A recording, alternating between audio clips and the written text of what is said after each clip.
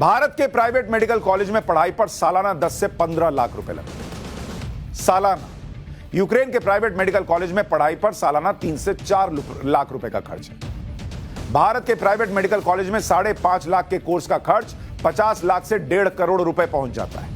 Ukraine के private medical college में करीब 6 साल के कोर्स का खर्च 20 से 25 लाख रुपए आकर ठहरता है। कहां 25 लाख, कहां 1.5 करोड़। तुम ऐसा क्या पढ़ा दे रहे हो भाई जिसको 1.5 करोड़ के लिए तुमको लेना पड़ रहा है?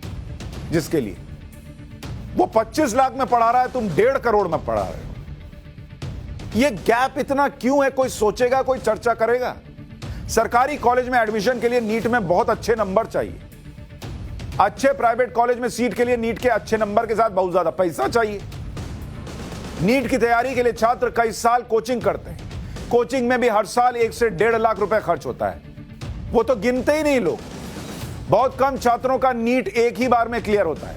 कई छात्र 3-3, 4-4 बार नीट में अपीयर होते हैं। इसलिए छात्रों को लगता है कि नीट की तैयारी में 1 साल बर्बाद करने से अच्छा है कि विदेश में किसी कॉलेज में जाकर एडमिशन ले लो। भाई वो जो 1.5 लाख 2 लाख 1 साल में खर्च करोगे नीट की तैयारी में, वो विदेश में खर्च कर दो। ये लोगों को लगता है। किस देश में कितने भारतीय मेडिकल छात्र पढ़ रहे हैं? ब्रिटेन में 42,000, जर्मनी में 25,000, यूक्रेन में, चीन में 23,000, यूक्रेन में 18,000, रूस में 16,000, फिलीपींस में 15,000, किर्गिस्तान में 10,000, बांग्लादेश में 5200 और फ्रांस में 1500। सब बाहर जाके पढ़ रहे हैं। इसलिए नहीं पढ़ रहे हैं कि बहुत शौक है कि ओ विदेश में पढ़ रहे हैं। नहीं है यहां ना जगह। कहां पढ़ें? डॉक्टर बनना है, सपना है, लेकिन सपने की जगह भी तो हो, मौका भी तो मिले। विदेश से मेडिकल की पढ़ाई करके आए छात्रों को भारत में प्रैक्टिस के लिए एक एग्जाम पास करना होता है और यह एग्जाम है फॉरेन मेडिकल ग्रेजुएट एग्जामिनेशन यानी FMGE। 2015 से 2020 के बीच इस टेस्ट में बैठने वाले छात्रों की संख्या 3 गुना बढ़ गई। 2015 में 12,116 मेडिकल ग्रेजुएट FMGE में बैठे। 2020 में 35,774 मेडिकल ग्रेजुएट FMGE में बैठे। देख रहे हैं फर्क? 2020 में फॉरेन मेडिकल ग्रेजुएट्स एग्जामिनेशन में अपीयर हुए मेडिकल ग्रेजुएट्स ने किन देशों में पढ़ाई की थी?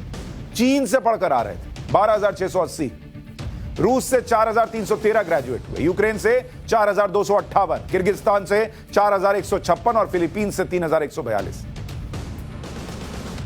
जो छात्र America, Britain, Australia, Canada, New Zealand से मेडिकल की पढ़ाई करके आते हैं उन्हें इस एग्जाम में नहीं बैठना पड़ता। लेकिन जो चीन, यूक्रेन और इस तरह के देशों से पढ़कर आते हैं उन्हें फिर FMGE का टेस्ट देना पड़ता है। हैरानी की बात यह है कि इस एग्जाम का एवरेज पास परसेंटेज क्या आपको पता है? 5 साल में, सुनिए, पढ़ के आ रहे हैं लेकिन हालत क्या है देखिए। 5 साल में विदेश से जो पढ़कर आए इन देशों से जिनको FMGE देना पड़ता है, 5 साल में भारत में प्रैक्टिस के लिए जो टेस्ट दिया उसमें 16% पास हुए।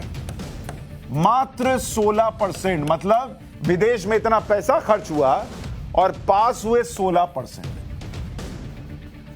मतलब डिग्री तो होगी लेकिन छुरी कैसी चलाएंगे वो आप देख लीजिए। यूक्रेन के मामले में जो यूक्रेन से पढ़कर आए, यूक्रेन से जो आए वो 17% पास हुए। ये यूक्रेन में पढ़ाई की हालत है।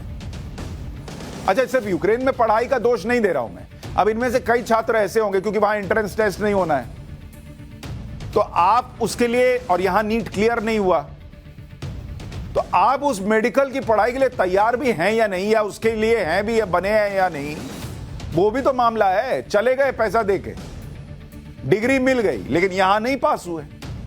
रूस के मामले में, जो रूस में पढ़ने जाते हैं वहां 20% पास हुए हैं। चीन के मामले में, चीन का तो हर माल ही सस्ता निकलता है, चीन के मामले में 13% पास हुए। अब आप बताइए, यह एग्जाम हर साल 2 बार होता है। इसे यूक्रेन जैसे देशों में मेडिकल की डिग्री लेकर आए ज्यादातर छात्र क्लियर ही नहीं कर पाते क्योंकि वहां पर पढ़ाई तो सस्ती है लेकिन भारत की तरह की अच्छी ट्रेनिंग नहीं मिल पाती। विदेश जाकर मेडिकल की पढ़ाई करने का कारण कम सीटें और महंगी फीस के अलावा एक बड़ा कारण और है, वो है बिजनेस मॉडल। मेडिकल छात्रों को विदेश भेजकर कमाई का मॉडल भी देश में चल रहा है। भारत के छात्रों को विदेश भेजने के लिए कई एजेंसीज काम करती हैं। ये एजेंसियां चीन, यूक्रेन, रूस के कॉलेज के संपर्क में रहती हैं।